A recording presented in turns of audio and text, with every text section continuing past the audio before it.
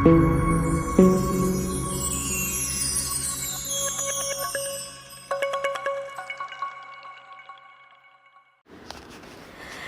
Friends, welcome to Meera mind voice. BB ஹவுஸில் இன்றைக்கி day 55 Saturday Vijay Sethupathi sir வர எபிசோடு நல்லா இருந்ததுங்க. ஆக்சுவலாக ஃபஸ்ட்டு ப்ரமோஸை பார்த்த உடனே இது எங்கே போகுதோ என்ன பண்ணுறாங்களோ ஒன்றுமே புரியல. யார் யாரை ரோஸ் பண்ணுறாங்க, யாரை உண்மையிலே இது பண்ணுறாங்க, குறும்படம்லாம் போடுறாங்கன்னெலாம் வெளியில் பேசிக்கிட்டாங்க. ஆனால் இன்றைக்கி உண்மையிலே நல்லா இருந்தது. விஜய் சேதுபதி சார் பேசும்போது நிறைய விஷயங்கள் கிளியராக இருந்தது. அதெல்லாம் என்னென்னு நம்ம பார்ப்போம். அதை பார்க்குறதுக்கு முன்னாடி இந்த வீடியோவை ஃபஸ்ட்டு பார்க்குறவங்க சப்ஸ்கிரைப் பண்ணிக்கோங்க. சப்ஸ்கிரைப் பண்ணிவிட்டு பக்கத்தில் இருக்கிற பெல் ஐக்கானை தட்டி விட்டிங்கன்னா நோட்டிஃபிகேஷன்ஸ் உங்களுக்கு ஆட்டோமேட்டிக்காக வந்துடும். தேங்க்யூ. வெள்ளிக்கிழமை நிகழ்வுகள் ஃபஸ்ட்டு. அருணோட பர்த்டே. ஸோ அதுக்கு முன்னாடி எல்லோரும் அங்கங்கே கூடி பேசிகிட்ருக்காங்க. அருணுக்காக சர்ப்ரைஸ் பிளான் பண்ணுறாங்க. ஒரு கேசரி கேக் ப்ரிப்பேர் பண்ணி அவருக்கு தெரியாமல் கார்டன் ஏரியாவில் வச்சு பண்ணணுன்னுட்டு. ஸோ அவருக்கு தெரியாமல் எப்படி பண்ணுறதுங்கிறத தீபக் முத்துக்கிட்ட சொல்லி, நீ அருணை ஹோல்ட் பண்ணு, அவர்கிட்ட பேசுகிற மாதிரி பேசு. உண்மையிலே தீபக்கும் அருணுக்கும் அது ஒரு கான்வர்சேஷன் போகிறதுக்கான ஒரு இடமா இருந்தது. முத்து எக்ஸ்பிளைன் பண்ணிகிட்டு இருந்தார், நான் உன்னோட பர்சனல் இதை நான் பேசலை அப்படிங்கிற மாதிரி. ஆனால் அது கொஞ்சம் பர்சனல் தான். இந்த வீட்டில் யாருமே எதையுமே ஓப்பனாக சொல்லிக்க மாட்டேங்கிறாங்க.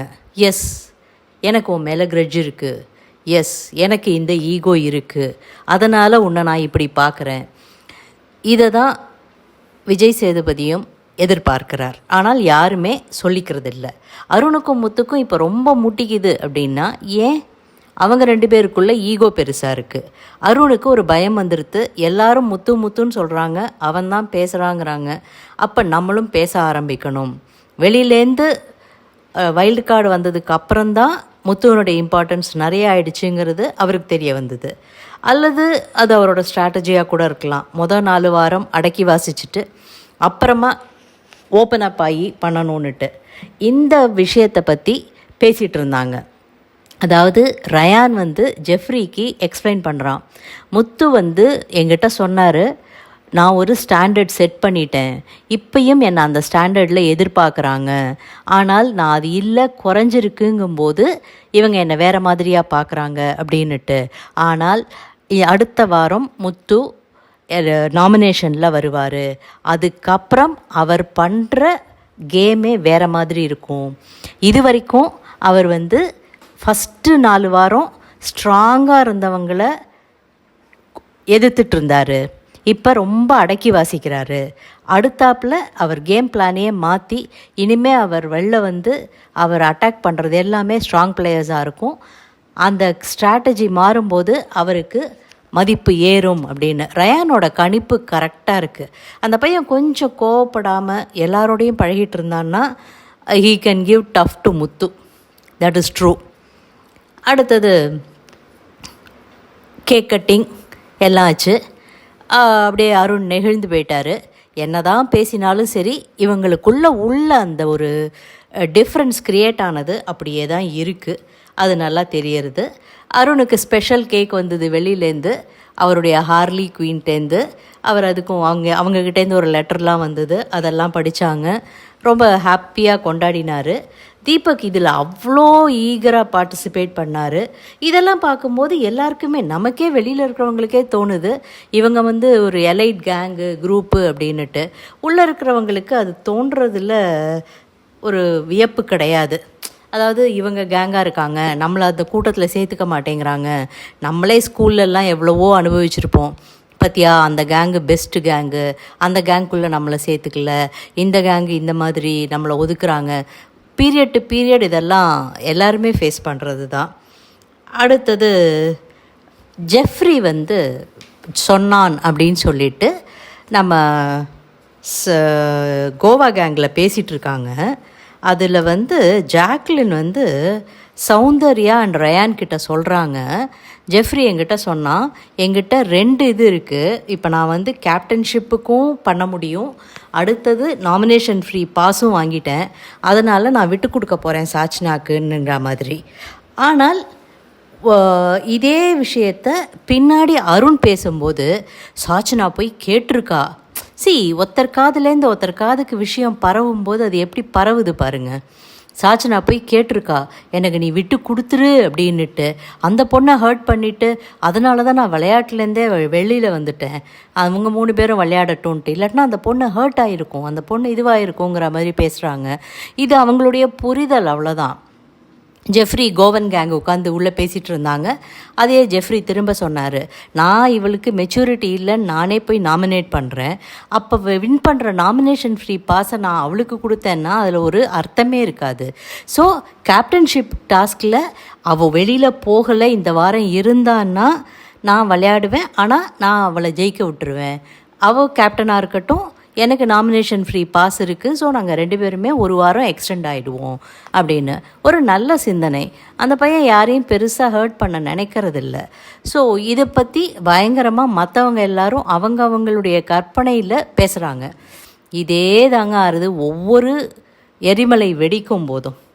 அடுத்தது விஜய் சேதுபதி வந்துட்டு எல்லாரையும் நல்லா கலாய்ச்சிட்டு இருந்தார். சௌந்தர்யாவை பேச கற்றுக் கொடுக்கணுமா அப்படின்னாரு. அருணுக்கு சாக்லேட்ஸ் வந்தது, அதை எல்லாருக்கும் கொடுங்க, ரொம்ப க்ளோஸாக நினைக்கிறவங்கள மச்சின்னு கொடுங்க, நீங்கள் உங்களுக்கு பெரியவங்களாக நினைக்கிறவங்களுக்கு அது மாதிரி ஒவ்வொருத்தருக்கு ஒன்று சொல்லி, பாஸாக நினைக்கிறவங்களுக்கு சார்னு கொடுங்க அப்படின்னு சொல்லி கொடுத்த உடனே, சௌந்தர்யா கொடுத்த உடனே பக்கத்தில் முத்து கொடுக்கும்போது இந்த கலாய் இவரை. அடுத்தது இவங்கள்ட்ட போன உடனே ஒவ்வொருத்தருக்கு ஒவ்வொரு கலாய். ராணவிட்ட போன உடனே ராணவியும் கலாய்ச்சார். ஏதோ பண்ணி சௌந்தர்யாவுக்கு பேச கற்று தரணும் அப்படின்னு சௌந்தர்யாவை. அடுத்தது ரயானை உட்கார சொல்லிட்டு, அப்புறம் ஜாக் சண்டைக்கு வந்துட போகிறாங்க, நான் உங்களை ஏதாவது சொல்லிடுறேன்னுட்டு அப்படின்னுட்டு ரயானை கலாய்ச்சார். எல்லாத்தையும் முடிச்சுட்டு, அப்போ எனக்கு அப்படின்னு கேட்டார். சார் இவர் உங்களை என்ன சொல்கிறதுன்னு தெரியல அப்படின்னோடனே, ஓகே நண்பா அப்படின்னு சொல்லி அதை ஒரு மாதிரியாக முடிச்சுட்டு அப்புறமா ரோஸ்டிங் ஆரம்பிப்போம் அப்படின்னு விட்டுட்டார். அடுத்தது ரோஸ்டிங். கோட்டை அழிச்சதுக்கப்புறம் ஆட்டம் எப்படி இருந்தது அப்படின்னுட்டு டிஃப்ரெண்ட் இண்டிவிஜுவல் கேமாக இருந்தது, சேலஞ்சிங்காக இருந்ததுன்னு ஒவ்வொருத்தங்க ஒன்று சொன்னாங்க. மெயினாக சொன்னது அவர் கேட்டது முன்னாடி ஃப்ரெண்ட்ஸாக இருந்தவங்க இப்போ எனிமியாக மாறி பண்ணினவங்க யார் அப்படின்னுட்டு. மோஸ்ட் ஆஃப் த பீப்புள் சொன்னாங்க அருண் அண்டு முத்து பார்க்கும்போது, வெளியிலேருந்து பார்க்கும்போது, அதாவது ரயான் வெளியிலேருந்து பார்த்துட்டு வந்தப்பையும் அவங்க ஃப்ரெண்ட்ஸுன்னு நினச்சேன், ஆனால் இங்கே ரயான் சொன்னது அருமையாக இருந்தது, வெளியிலேருந்து பார்த்தப்ப ஃப்ரெண்ட்ஸுன்னு நினச்சேன், ஆனால் இங்கே பார்த்ததுக்கு அப்புறம்தான் இது 2 டீமுங்கிறதுனால முத்து அந்த குரூப்பில் இருக்க வேண்டியதாக இருந்தது, அவர் இப்போ அந்த குரூப்பில் எல்லாம் வெளில வந்துட்டார். அப்படின்னா என்ன, அங்கே இன்னும் அந்த ஒரு குரூப் இருந்துகிட்ருக்கு, ஆனால் Muthu is not part of that group. ஆனால் இப்போ அவருக்கான யார் கூட இருக்கணுமோ அவங்க கூட இருக்காங்க. அவர் என்ன சொல்கிறாரு, சாச்சனா மஞ்சரி கூட அவர் நிறைய டைம் ஸ்பெண்ட் பண்ணுறத சொல்கிறார். ஆனால் முத்து சொல்கிறார், நான் தனியாக தான் கேம் விளையாடுறேன். அதை அவர் ப்ரூவும் பண்ணுறார். மஞ்சரி எங்கேயாவது பேசும்போது அவர் குறுக்க மஞ்சரிக்காக இவங்கெல்லாம் பண்ணுற மாதிரி பேசுகிறதில்ல. இப்போ ரயானுக்கு ஒன்றுனா ஜாக்லின் கற்றுவாங்க, சௌந்தர்யா கற்றுவாங்க, ஜெஃப்ரிக்கு ஒன்றுன்னா கூட அந்தளவுக்கு எல்லோரும் கற்ற மாட்டாங்க. ஆனால் மஞ்சரிக்கு ஒன்றுன்னா அந்த இடத்துல இவங்க போர்ட்ரே பண்ணுற மாதிரி முத்து பேசுகிறதில்ல. அடுத்தாப்பில் எல்லாருமே அதுதான் சொன்னாங்க, அருண் முத்து அவங்க 2 பேரும் ஃப்ரெண்ட்ஸாக இருந்த மாதிரி இருந்தது, இப்போ எனிமி ஆயிட்டாங்க. சத்யாவும் ஜாக்லினும் அதே மாதிரி, அருண் மஞ்சரி பரம வைரி, விஷாலும் ஜாக்லினுமும் வைரி ஆயிட்டாங்க அப்படிங்கிற மாதிரி ஒருத்தரும் மாற்றி மாற்றி சொல்லிகிட்டு இருந்தாங்க. அடுத்தது ரஞ்சித் எழுந்து, சாச்சனா சொன்ன மாதிரி நான் சொல்ல நினச்சதெல்லாம் சாச்சனாவே சொல்லிட்டாங்க அப்படின்னுட்டு அணியாக இருந்தாங்க, இப்போ எல்லோரும் தனியாயிட்டாங்க அப்படின்னு சொல்லிட்டு அவரும் சொன்னார். அடுத்தது சத்யா பேசினது நல்லா இருந்தது. சத்யா பேசுங்க அப்படின்னு சொல்லிட்டு சத்யா பேசினோடனே, கோட்டை அழித்த பிறகு எல்லா இடமும் கண்ணி வெடு தான் சார் அப்படின்னுட்டு நான் வந்து உங்ககிட்ட கேட்குறேன், இது 3வது தடவையாக சத்யா நீங்கள் சொல்லுங்கன்னு கேட்குறேன். ஏன் நீங்களாவே ஒப்பீனியன் சொல்ல மாட்டேங்கிறீங்க, எழுந்து நீங்களாவே பேசுங்க அப்படிங்கிற மாதிரி சத்யா கிட்ட சொன்ன உடனே, சார் நான் ஒரு ஜெனரேட்டர் மாதிரி சார், நான் வந்து இது போட்டு டீசல் போட்டு இது பண்ணி ஆன் பண்ணி ஒரு 10 நிமிஷம் ஆகும் சார். ஆனால் மற்றவங்க எல்லோரும் யூபிஎஸ்ஸாக இருக்காங்க சார், டப்பு டப்பு டப்பு டப்புன்னு வெடிச்சிடுறாங்க சார் அப்படின்னு ஒன்று. இப்போ பாருங்கள் நீங்கள் நல்லா பேசுகிறீங்க, இதே மாதிரியே இது பண்ணுங்க அப்படின்னோடனே ரஞ்சித் வந்து, சார் நாங்கள் வந்து எல்லோரும் மற்றவங்க ஷோல்டரில் இருந்தோம், மற்றவங்களுக்கு பின்னாடி ஒளிஞ்சிருந்தோம், பட் இப்போ நாங்கள் வந்து ஃப்ரீயாக எங்களால் விளையாட முடியறது அப்படிங்கிற மாதிரி அவரும் சொன்னார். திரும்ப சத்யாவையே எழுப்பி, சத்யா நீங்கள் வந்து இந்த ஜெனரேட்டர் இதெல்லாம் இப்போ தான் இது பண்ணிங்களா அப்படின்னு சொல்லிட்டு சொல்லுங்கள், நல்லா பேசுகிறீங்களே, மற்றவங்களெல்லாம் பற்றி எல்லாம் சொல்லுங்கள் அப்படின்ன உடனே, இல்லை இது வந்து கேப்டன்ஷிப் பற்றி கேட்கும்போது சத்யா கிட்ட கேட்டப்போ, என்ஜின் ஸ்டார்ட் ஆகிடுச்சா சார் அப்படின்னு சொல்லிட்டு, நீங்கள் நல்லா பேசுகிறீங்க, நல்லா ப்ராப்பராக இது பண்ணுறீங்க, நீங்கள் பேசினதை இத்தனை பேர் கேட்குறதுக்கும் இருக்காங்கங்கும்போது ஏன் பேசக்கூடாது அப்படின்னோடனே இவர் சொன்னார், சார் ப்ராப்பராக கமாண்டிங்காக இருந்தது சார், நல்லா இருந்தது, நான் ஆசைப்பட்ட மாதிரி அவர் வந்து ஆயிட்டார், கேப்டன் ஆயிட்டார் அப்படின்னு சொல்லிட்டு. ஆனால் இங்கே சிறு சிறு வண்டுகள்லாம் ரீங்காரம் விட்டுட்டு இருந்தது சார் அப்படின்னாங்க. யார் அந்த சிறு வண்டுன்னொன்னே, ஆனந்தி, பவித்ரா, முத்து அப்படின்னோடனே, மஞ்சரி அப்படின்னாரு. மஞ்சரி கன்னி வெடி சார் அப்படின்ட்டாரு. நீங்கள் எல்லாருக்கும் பேர் வைக்கிறீங்களே, மற்றவங்களுக்கெல்லாம் என்னென்ன பேர் சொல்லுங்கள் அப்படின்னோடனே, 2 தெரப்பிஸ்ட் இருக்காங்க சார், ஒன்று சிவா அண்டு இன்னொன்று ஆனந்தி. அப்புறம் ரஞ்சித்து டெஸ்ட்டுக்கு கூட வராத பாம் சார், அவர் ஒன்றுமே இது பண்ண முடியாது அப்படின்னு பேசினார் கேப்டன்ஷிப் பற்றி. அடுத்தது ஒவ்வொருத்தரும் சொன்னாங்க கேப்டன்ஷிப் பற்றி. ஆனந்தி சொன்னாங்க, கொஞ்சம் மிலிட்ரி ரூல் மாதிரி இருந்தது, அதை அவரை பிடிச்சவங்க அதை ஒத்து போனாங்க, பிடிக்காதவங்க சகிச்சுட்டு போனோம், so it was not satisfactory, ஆனால் சகிச்சுக்கிட்டோம் அப்படின்னு சொல்லிட்டு. முத்து வந்து நல்லா செழிப்பான ஹாஸ்டலாக இருந்தது, மார்னிங் டு நைட்டு வந்து எல்லாம் ஷெட்யூல்டாக நடக்கணும்னுட்டு அப்படி இப்படின்ன உடனே அவர் சொன்னார், முத்து நான் உங்களை எழுப்பி கேட்டதே நீங்கள் தெளிவாக சொல்லுவீங்கன்னுட்டு தான், ஆனால் நீங்களும் சுற்றி சுற்றி பேசுகிறீங்க பார்த்தீங்களா, யோசிச்சுட்டு அப்புறம் பேசுங்க அப்படிங்கிற மாதிரி சொல்லிட்டார். இது கேட்குறது எல்லாமே எதுக்காகன்னா, யாராவது ஒருத்தர் அட்ரஸ் பண்ணி அடுத்தது சாச்சினா கிட்ட வந்த உடனே தான் செமையாக இருந்தது. விஷால் சொன்னார், சூப்பராக இருந்தது சார், எந்த ஒரு விஷயமா இருந்தாலும் சரி அது பெருசானதுக்கு அப்புறம் தான் அதை அட்ரஸ் பண்ணுவார் அப்படின்னாரு. அடுத்தது தீபக்கும், அவருக்கு பிடிச்சவங்க பேசும்போது அவருடைய முகபாவனை வேறு, அவருக்கு பிடிக்காதுன்னு அவர் கொஞ்சம் ஒதுக்கி வச்சிருக்கிறவர். முத்துவை வந்து அவர் சகிச்சுக்கிறார், ஏன்னா வேறு வழி கிடையாது. சாச்சனா, மஞ்சரி, அதுக்கப்புறம் இந்த மாதிரி ஒரு சில பேர் பேசும்போது அவருக்கு என்ன ஆகுது, அவருடைய முக பாவனைகளே மாறுது. இதில் பிரச்சனை என்ன தெரியுமாங்க, பழைய ஹவுஸ்மேட்ஸ் எல்லாரும் ஒத்து போய்டுறாங்க, புதுசாக ஹவுஸ்மேட்ஸ் வந்தாங்க இல்லையா, இந்த மஞ்சரி சிவா வந்ததில் மஞ்சரி, சிவா, ரயான், ராணவ் 4 பேர் தான் இருக்காங்க. இவங்க 4 பேரை கண்டாலுமே தீபக்குக்கும் ஆகலை. ரயான் பெருசாக யாரையும் ஹர்ட் பண்ணுறது இல்லைங்கிறதுனால தெரியல வெளியில். ராணவும் அது ஒரு மாதிரி புள்ளப்பூச்சி மாதிரி போயிடுது, ஒன்றும் பெருசாக தெரியல, இல்லைனாலும் யார் சொன்னாதையும் சொல்கிறத கேட்டுக்கிறாங்க. மஞ்சரியை கண்டா யாருக்குமே ஆகலை. அந்த மஞ்சரி கூட முத்துவும் சாச்சனாவும் நிறைய பேசுகிறாங்க, பழகிறாங்க. சாச்சனாவையும் யாருக்கும் பெருசாக பிடிக்கல, பிகாஸ் அந்த பொண்ணு அதிகப்பிரசங்கித்தனமாக பேசிகிட்டு இருந்ததுன்னு அது மேலே ஒரு ஒப்பீனியன் ஆயிடுச்சு.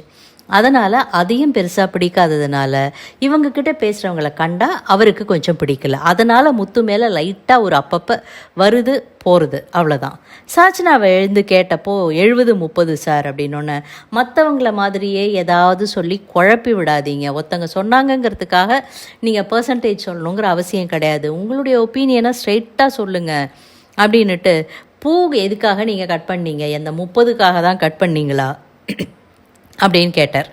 அந்த பொண்ணு ஹர்ட் ஆகிடுச்சு. உடனே அவர் ரொம்ப கமாண்டிங்காக இருந்தாருங்கிறதுக்காக தான் 30 அப்படின்னொன்னே, சரி அவர் கேட்டது எனக்கு தப்பாக தெரியல, கமாண்டிங்காக தெரியல, ஆனால் பூவை கட் பண்ணது எப்படி அப்படின்னொன்னே கட் பண்ணி பதில் சொன்னார். மற்றவங்க பேசும்போது பேச விடாமல் கட் பண்ணி பதில் சொன்னார் சார். இந்த விஷயம் ஃபுல்லாக அட்ரஸ் பண்ணதே எதுக்காகன்னா, இது மற்றவர்களுடைய ஈகோ அண்ட் உள்ளே இருந்த வன்மம் அண்ட் மற்றவங்களை ஹர்ட் பண்ணுறாங்கங்கிறதுக்காக, மற்றவங்களை கார்னர் பண்ணுறாங்கங்கிறதுக்காக எல்லாருமா சேர்ந்து செஞ்ச ஒரு குழப்பமான விஷயம். அதை வந்து தெளிவாக புரிஞ்சுக்கோங்கிறதுக்காக தான் திரும்ப திரும்ப கேட்டார். அடுத்தது நீங்கள் சொல்லுங்கள் முத்து, ஸ்ட்ரெயிட்டாக சொல்லுங்கள் அப்படின்னோடனே, சார் 4 பேர் பேச எழுந்திருக்கிறாங்க சார். ஸோ அவர் மாற்றி மாற்றி இவர் அட்ரஸ் பண்ணணும், நீ சொல்லு நீ சொல்லுன்னு மாற்றி மாற்றி அட்ரஸ் பண்ணும்போது அந்த பொண்ணுக்கு கட் பண்ணி பேசுகிறாருங்கிற மாதிரி தோணி இருக்குன்னொன்னே ஆனந்தியும் சொன்னாங்க. ஏன்னா ஆனந்தி இப்போ இந்த குரூப்பில் இருக்காங்க. கொஞ்சம் சார் எனக்கும் அவர் அப்படி தான் சார் பண்ணினார். நான் ஒரு விஷயம்னு சொல்ல வரும்போது ஓகே ரைட்டு நெக்ஸ்ட்டு இதே அருண் பேசினார்னா அவர் 5 நிமிஷம் இல்லை 50 நிமிஷம் பேசினா கூட பொறுமையாக கேட்டார் சார். ஆமாம் அது நடந்தது.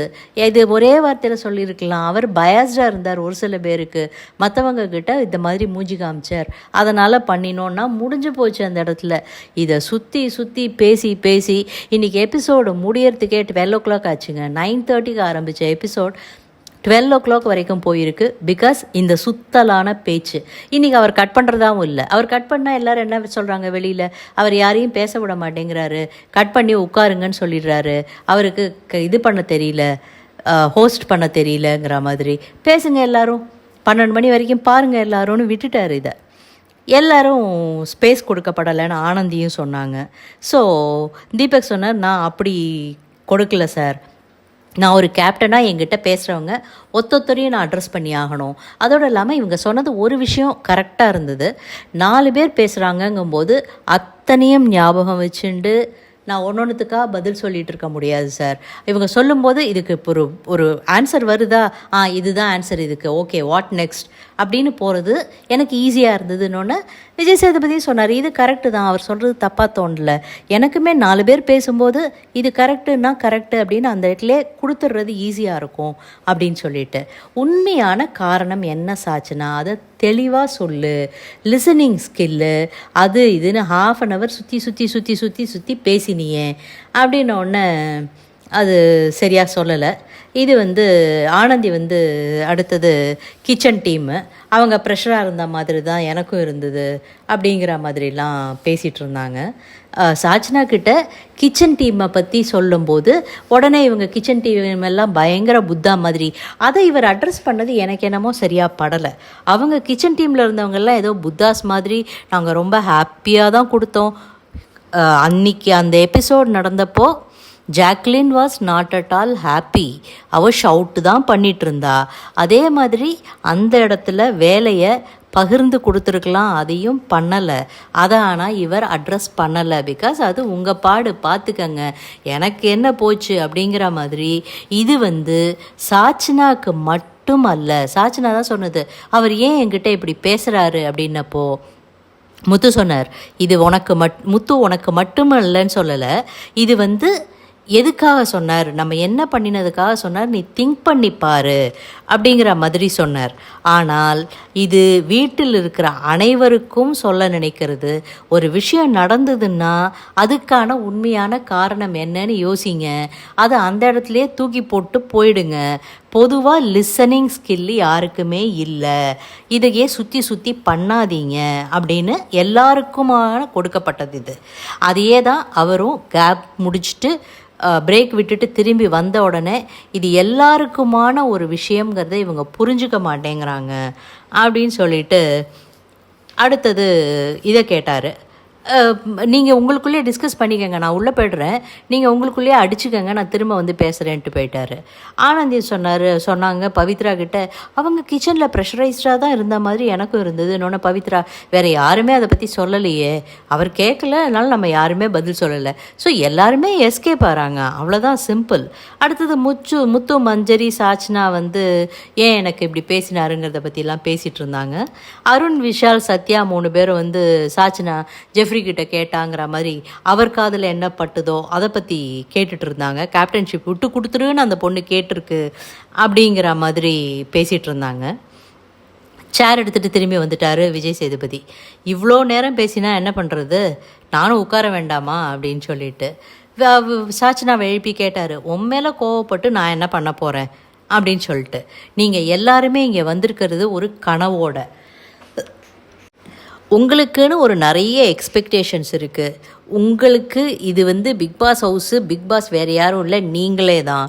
உங்களுக்குள்ளே நீங்கள் என்ன நினைக்கிறீங்க, உங்களை எப்படி கரெக்ட் பண்ணிக்கிறீங்க அப்படிங்கிறது தான். இங்கேருந்து நீங்கள் வெளியில் என்னை விட பெரிய நடிகனாகி பார்த்தீங்கன்னா எனக்கு பெருமை தான், நான் சந்தோஷம்தான் பட போகிறேன். நீங்கள் எந்த கோணத்தில் எந்த விஷயத்தை பார்க்குறீங்கங்கிறது தான் முக்கியம் அப்படின்னுட்டு அவங்களுக்கு எல்லாருக்கும் அட்வைஸ் கொடுத்தாரு. அதுதான் சிம்பிள். இது உனக்காக மட்டும் இல்லை, சின்ன சின்ன விஷயத்தெல்லாம் நீங்கள் டிஃப்ரெண்ட் ஆங்கிளில் பார்த்து அதை பெருசாக்கிட்டு இருக்கீங்க அப்படிங்கிறது தான்.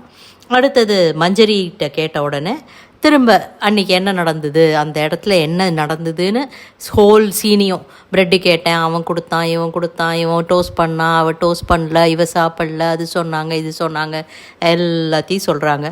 பேசாமல் கேட்டுட்டு இருந்துட்டு இது அவர் பண்ணினது எனக்கு தப்பாக தோணலை அப்படின்னுட்டு. அடுத்தாப்பில் ஜாக்லினும் சௌந்தர்யாவும் எழுந்து, ஏய் நீ இப்போ கிச்சன் டீம்னே தெரியும்னு பேசிக்கும்போது நீங்கள் ஃப்ரெண்ட்ஸ் சிரித்து பேசிட்டீங்கன்னா வசதியாக போயிடும், அடுத்தவங்க கேட்டால் அவங்கக்கிட்ட பாயிறீங்க, கோவப்படுறீங்க. இதுவும் இவர்களுக்கு கொடுத்த ஒரு க்யூ தான், நீங்கள் இந்த மாதிரி நடந்துக்கிறீங்கிறது. அதை அவங்க யாருமே அந்த விஷயத்தை கவனிக்க மாட்டேங்கிறாங்க. என்ன சொல்கிறாங்களோ இதை மட்டும்தான் அப்படி பார்க்காதீங்க, ஒரு ப்ராட் ப்ராஸ்பெக்டிவில் பாருங்கள் அப்படிங்கிற மாதிரி. அருண் சொல்கிறார், இது அவங்களோட தப்பு தான் சார், நான் பேச்சை வளர்க்க விரும்பலை, இது முன்பகையில் கொண்டு வந்தது, அதனால் நான் கேப்டன்கிட்ட கேட்டுக்கங்கன்னு சொல்லிட்டேன் அப்படிங்கிற மாதிரி. அவங்க சைடு நியாயத்தை நீங்கள் ஏன் புரிஞ்சுக்கணும்னு நினைக்கலன்னுட்டு மஞ்சரிக்கிட்ட அவர் கேட்குறார். ஏன்னா அவங்க இன்னும் சாப்பிடல, ஸோ அவங்க சைடில் அடுத்தது லஞ்சு ப்ரிப்பேர் பண்ணணும், அதை ஏன் நீங்கள் புரிஞ்சுக்கல அப்படிங்கிற மாதிரி ஏது. ஆனால் இந்த இதில் இன்னும் இதை டீட்டெயிலாக இல்லை, இன்னும் ப்ரிசைஸாக அட்ரஸ் பண்ணியிருக்கலாம் அப்படின்னு தோணினது. ஏன்னா இவங்க இதெல்லாம் நடக்கும்போது அங்கே யாருமே லஞ்ச் ப்ரிப்பரேஷனை ஆரம்பிக்கலை. அதுக்கப்புறம்தான் தர்ஷிகாவை கூப்பிட்டு ஏய் கத்திரிக்காய் கட் பண்ணு அப்படின்னு இன்வால்வ் பண்ண ஆரம்பித்தாங்க. ஏன்னா இது ப்ளோ அப் ஆகுது அப்படின்னு சொல்லிட்டு. அது அப்படியே இது பண்ணின உடனே மஞ்சரி விட்டுருக்கலாம். அடுத்தது அவரோட இன்டென்ஷன் கரெக்டு தான் அப்படிங்கிற மாதிரி சொல்லி நீங்களும் அதை ஒத்துக்கங்க, அவரோட இன்டென்ஷன் கரெக்டு தான் மஞ்சரி வாயில் வர வச்சிட்டாரு. மஞ்சரியாக போய் மாட்டிக்கிட்டாங்க. அதை திரும்ப ஆரம்பித்து நீங்கள் ஏன் பின்ன பூ கட் பண்ணினீங்கன்னு ஆரம்பித்த உடனே ஒரே வார்த்தையில் சொல்லியிருக்கலாம், அவர் கேப்டனாக இல்லை தீபக்கா மாறினார், நான் கேப்டனாக இல்லை என்னுடைய கூலை இழந்தேன்னு என்கிட்டேருந்து பேட்ச் எடுத்தாங்க, ஸோ என்னுடைய புரிதல் இது, அவர் கேப்டனாக இல்லாமல் தீபக்கா நான் பேசுகிறேன்னு அருணுக்கு சைடு எடுத்து பேசினதுனால நான் பண்ணினேன்னு. அதையும் எகெயின் சுற்றி அவர் கேட்கல. உடனே சிவா நான் பேசும்போது அவங்க காதை மூடிட்டாங்க. சரி நீங்கள் என்ன சொல்ல வந்தீங்க சிவா சொல்லுங்கன்னு கேட்டார். ஸோ இவர் செய்தது தவறுனா நீங்கள் சிவாவுக்கு செஞ்சதும் தவறு தானே, அவங்க இந்த ஜெஸ்டர் தவறுனா அதுவும் தவறு தானே அப்படின்னார். யாருமே ஸ்ட்ரெயிட்டாக இதுக்காக தான் இதை பண்ணினேன் அப்படின்னு உடச்சி சொல்லிட்டாங்கன்னா முடிஞ்சு போச்சு. அவர் அதை தான் சொன்னார். எல்லாத்தையும் தூக்கி சுமந்துக்கிட்டே இருந்தீங்கன்னா இது அன்னைக்கு நடந்தது மண்டையில் போட்டுக்கிட்டே இருந்தோன்னா பாரம்தான் ஜாஸ்தி ஆகும், விளையாட முடியாது. அவனை என்னைக்கு எப்போ சான்ஸ் கிடைக்கும் அவனை பழி வாங்கிடலாம், அவனை காலி பண்ணிடலாம் அப்படின்னு பழிவாங்க தான் மனசு துடிக்கும். ரொம்ப சிம்பிளுங்க. நம்ம லைஃப்லேயே பாருங்கள், ஒவ்வொரு வீட்லேயும் எத்தனையோ விஷயங்கள் இருக்குது. எல்லாத்தையும் சரி அன்றைக்கி நடந்தது அதை தூக்கி வச்சுட்டு இன்றைக்கி என்ன நடக்குது இப்படி இருக்கா அப்படின்னு போயிட்டு இருந்தோன்னா லைஃப் ஈஸியாக இருக்கும். அதை விட்டுட்டு போன வருஷம் நீ பண்ணின, 10 வருஷம் முன்னாடி நீ இது சொன்ன, தூக்கிட்டு அலைஞ்சோன்னா நம்மளால் ஒருத்தர் முகம் கொடுத்தே பேச முடியாது, செய்ய முடியாது. நம்ம வெளியில் இருக்கோங்கிறதுனால ஒருத்தர் அவாய்ட் பண்ணிட்டு போயிட்டு இருக்கலாம். பட் ஒரே வீட்டுக்குள்ளே இருக்கும்போது அவங்களால ஒருத்தர் அவாய்ட் பண்ணவும் முடியாது. ஒரு கட்டத்தில் எல்லாரும் சேர்ந்து விளையாட வேண்டியதான கேம்ஸ் எல்லாம் வரலாம். அது எல்லாத்தையும் தூக்கி வச்சு எல்லாத்தையும் சீர்தூக்கி பார்த்து ஒரே நிலைப்பாடில் பார்க்கணும். ஆனால் அது இவ்வளோ வயசானாலும் தீபக்குக்குமே அந்த ஒரு குவாலிட்டி இல்லை. அவருக்கும் காழ்ப்புணர்ச்சி இருக்குது, எல்லாருக்கும் அங்கே ஒரு ஃபேவரட்டிசம் இருக்குது. அது எல்லாத்தையும் மீறி வர்றது தான் இந்த கேம் அப்படிங்கிறத எல்லாருக்கும் சொல்லாமல் சொன்னார் விஜய் சேதுபதி. அடுத்தாப்பில் சாச்சினாட்ட போய் உண்மையாகவே சாச்சனாவை ரோஸ் பண்ணார். நீ சொல்லாமல் வெளில போய் தண்ணி குடிச்சிட்டு வந்தது தப்பு. அந்த பொண்ணும் புரிஞ்சுக்கல. ஒரே வார்த்தையில் சொல்லியிருக்கலாம், எனக்கு அந்த இடத்துல பூவை கட் பண்ணிட்டேனே தவிர ஒரு பயம், ஒரு படபடப்பு இருந்தது, எனக்கு தண்ணி தேவையாக இருந்தது, நான் இமீடியட்டாக போய் எடுத்துகிட்டு குடிச்சிட்டு உட்கார்ந்தேன். அதுக்கு இவங்க திரும்ப என்ன ஹர்ட்டிங்காக பேசினாங்க. நான் பார்த்துக்கிறேன், நான் பதில் சொல்லிக்கிறேன்னு சொல்லியிருக்கலாம். சரி நான் பார்த்துக்கிறேன் பதில் சொல்லியிருக்கலான்னு சொன்னியே, இன்றைக்கி பார்க்கலாம் சொல்லு, நீ என்ன யோசிச்சு அப்படி சொன்ன அப்படின்னு கேட்டப்போ எனக்கு தெரியல, அந்த நிமிஷம் அப்படி தோணினது சொன்னேன் அப்படின்னோடனே, நீ உன்னுடைய தப்பை பண்ணிக்கிட்டே இருக்க, நீ என்ன தப்பு பண்ணுறங்கிறத யோசித்து பார்த்து அதை கரெக்ட் பண்ணிக்கோ அப்படின்னு சொல்லிட்டு அதோட முடிச்சிட்டாரு. இன்றைக்கி இதெல்லாம் முடித்தாச்சு. நாளைக்கு கேப்டன்ஷிப்போட இதை தீபக்கை ரொம்ப பாராட்டினர். பிகாஸ் எல்லாருக்கும் எல்லா டிபார்ட்மெண்ட்டாக டெலிகேட் பண்ணி கொடுத்து இந்த மாதிரி பண்ணணும். ஐயோ, ஆனால் அடுத்த வாரத்துலேருந்து எல்லோரும் இந்த மாதிரி ஆரம்பிச்சிருவாங்கங்க. அதுதாங்க பெரிய பிரச்சனை. ஒருத்தர் பண்ணிட்டாங்க, அதை ஒருத்தர் பாராட்டிட்டாங்கன்னா அப்போ அதையே அப்படியே அடித்தாங்க காப்பி அடிக்கணுங்கிற மாதிரி அப்படிங்கிறது கிடையாது. டிஃப்ரெண்ட்டாக யோசித்து பண்ணலாம். அவர் பண்ணின மாதிரி எல்லாருடைய பேச்சு திறமையும் வெளியில் கொண்டு வரணும். மேபி சத்யாவை அன்றைக்கி பேச விட்டதுனால தான் இப்போ வெளியில் வந்து பேசுகிறதுக்கு, விஜய் சேதுபதி சார் முன்னாடி பேசுகிறதுக்கு அவருக்கும் ஒரு ஃப்ளோ வந்திருக்கு. ராணவை யோசித்து பேச விட்டதுனால தான் இன்றைக்கி அவரும் ஒரு 4 வார்த்தையாவது பேசினார். ராணவ் போன வாரம் சொன்ன மாதிரி ஏதாவது பேசுங்க, வாயை தரங்கன்னு கெஞ்சுற அளவுக்கு இல்லை. ஸோ இது எல்லாத்தையுமே ரொம்ப பாராட்டினர். எக்ஸப்ட் மஞ்சரி இஷ்யூ, அதில் மட்டும் வேண்டாம். மற்றபடி பெஸ்ட்டு கேப்டன்ஷிப், ரொம்ப நல்லா ஹேண்டில் பண்ணீங்க, ரொம்ப இது பண்ணீங்கன்னு அவர் அருமையாக பாராட்டினர். அவ்வளோதான், தீபக்குக்கு தலைக்கு ஏறிடும். அவர் கூட இருந்த ஜாக்லின், சத்யா, அருண், சௌந்தர்யா இவங்க 4 பேர் மட்டும் தீபக்கை பாராட்டும் போது எழுந்து நின்று கை தட்டிகிட்டு இருந்தாங்க. மற்றவங்க எல்லோரும் உட்காந்து பார்த்துட்டு இருந்தாங்க. இன்றைக்கி முத்துவை சூப்பராக ஒரு ரோஸ்ட் பண்ணினாருங்க. வந்த உடனே, முத்து உங்கள் ஷர்ட் அருமையாக இருக்குது, அந்த வெற்றி மாலையை கழுத்தில் போட்டுட்டு கப்பை தூக்கிட்டு நிற்கிற மாதிரி உங்களுக்கு நீங்களே கொடுத்துட்டா மாதிரி அருமையாக டிசைன் வச்சு ஒரு ஷர்ட் போட்டிருக்கீங்க. ஸோ வெளியில் சொல்கிறது எல்லாத்தையும் சொல்லாமல் அப்படியே லைட்டாக சொல்லி ஒரு மாதிரி நல்லா ரோஸ்ட் பண்ணார் முத்துவையும். ஆனால் அவர் விஜய் சேதுபதி சார் சொல்கிறார், நல்லா நம்மளை ரோஸ்ட் பண்ணிட்டாங்க அப்படின்னு சொல்லிட்டு. சாச்சனாவையும் போகிற போக்கில் நல்லா தலையில் கூட்டிகிட்டு, நீ இந்த மாதிரி பண்ணக்கூடாது, எகெயின் யாகாவாராயினும் நாகாக்கங்கிறத மனசில் வச்சுக்கணுங்கிறத சொல்லாமல் சொல்லிவிட்டு, பொம்மை டாஸ்க்குன்னு ஒன்று வச்சோம், அதில் பண்ணிங்க பாருங்கள் ஒரு அதை நாளைக்கு வந்து உங்ககிட்ட பேசுகிறேன். ஆமாம், இதுவே 2.5 மணி நேரம் போயிடுச்சு, இன்னும் அதை ஆரம்பித்தாங்கன்னா விடியெல்லாம் போகும் ஷோ, நாளைக்கு வந்து பேசுகிறேன்னு சொல்லிவிட்டு விடை பெற்றுட்டு கிளம்பிட்டார். இதே மாதிரி நாளைக்கும் கொஞ்சம் நல்லா பண்ணினார்னா நல்லாயிருக்கும். ஆனால் இன்றைக்கி ரொம்ப வளவலன்னு பேச விட்டுட்டாரு. நல்லா இருந்ததா இல்லையா இப்போ எனக்கே சந்தேகமாக இருக்குது.